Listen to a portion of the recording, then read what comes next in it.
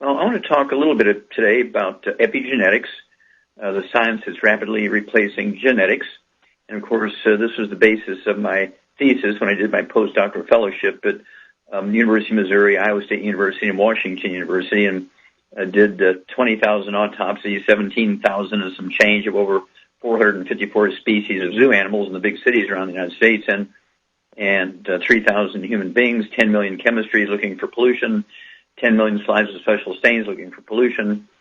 And what I found was kind of interesting, that the genes didn't have much of an effect other than making sure we were human beings and, that kind of stuff.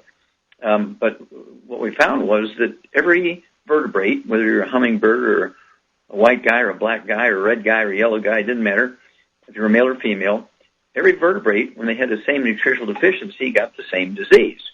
Now, that was very, very unique. Of course, nobody had ever done a project on 454 species in the same project. Most people do 100 white rats or 50 dogs, 200 rabbits, something like that. And so to do a study looking for the same thing in 454 species, including humans, was quite unique. And, of course, that thesis, which was the basis for my postdoctoral fellowship, the equivalent of a PhD degree, is in the Smithsonian Institute as a national treasure.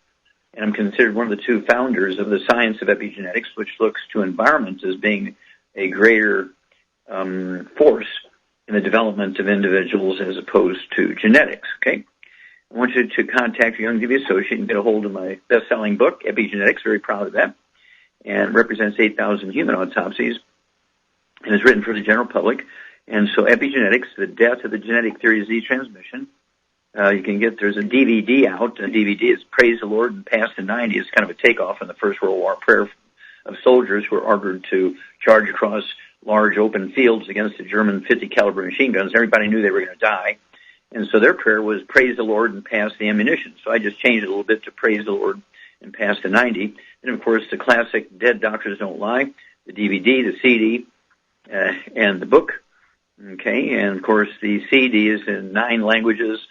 And Rare Earth Bin Cures, you can look for the CD. Another new one, Immortality Forever Young, Immortality Forever Young.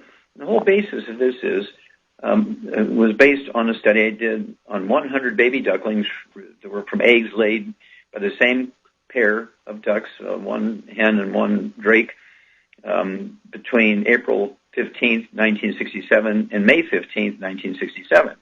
Incubated them for 21 days. They all hatched, divided them up just randomly into 4 groups, 25 in each group. Fed group number 1, lettuce. Fed group number 2, let's see here, group number 2 got the rye or barley grains, okay, raised in a one of these machines where you just put fertilizer and water and they grew, okay. And that was kind of interesting. And then group number 3 got alfalfa pellets designed for baby ducks. They were going to be Peking duck dinners at Chinese restaurants. And then group number 4 got both the barley sprouts, I guess the barley sprouts, and also the pellets for baby ducklings. Okay. And that was quite a remarkable difference. So group number 1 was X big at 6 weeks of age. Group number 2 fed the barley grains, okay, in the hydroponics machine, and the sprouts was 20% bigger by actual weight and length and head size and so forth. Group number 3 got the pellets was double or almost triple the size of group number 1 and 2 because it had more vitamins and minerals added. But group number 4 was 5 times bigger than group number 1 and 2, and 3 times bigger than group number 3, the ones that got the pellets alone. Okay? And this is one of the first major biological studies in epigenetics. Before that, they had looked at identical twins. And this whole sort of monologue was stimulated by a newspaper story where it told about a Yale study in which there were 21 different sets of identical twins and identical triplets were split up and sent to different economic groups personally or preferentially to different economic groups. The one that they featured One of the triplets was sent to England. One of the triplets was sent to New York, and the other one was sent to L.A. And they met accidentally, the first two, in college. And there was newspaper articles, and one in England saw that and said, hey, you guys look like me, and I was adopted, and blah, blah, blah, and they checked it out, and sure enough, they were identical triplets. And the details of this study are not supposed to be released until 2065.